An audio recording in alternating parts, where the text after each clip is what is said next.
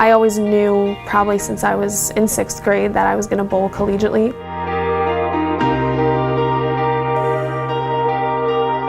I remember seeing the women's bowling team when I was in about 7th grade or middle school.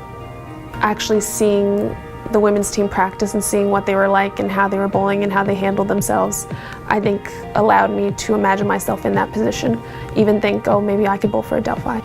We were able to win back-to-back East Coast Conference championships. I was actually really fortunate last year to bowl in the Team USA trials. To be able to achieve something like that, I feel like was less so a reflection on me and more so a reflection on how everyone else in my life has helped me.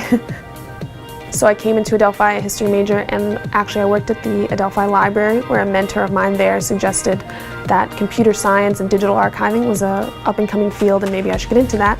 Rebecca is a highly motivated student. She did not have as much as the background that some of the other hardcore computer science students had, but she made up everything that she missed or was behind on her own, and since that point on has basically shined as a student. I think my confidence and my excitement grew as I was able to better grasp the complexities of the subject.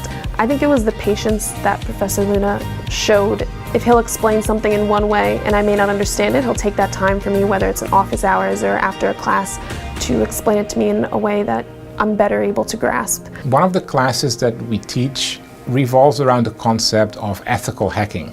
And basically what we try to do is explain to these students how systems are broken into in order so that they can help defend those systems. And she easily scored in the top 5% of the participants that year. When I finished that project and was able to see how well I did compared to my other classmates, I think that really instilled a confidence in myself of like, oh wow, I can do this. I'm good enough to be in the same classroom as all these other really amazing students.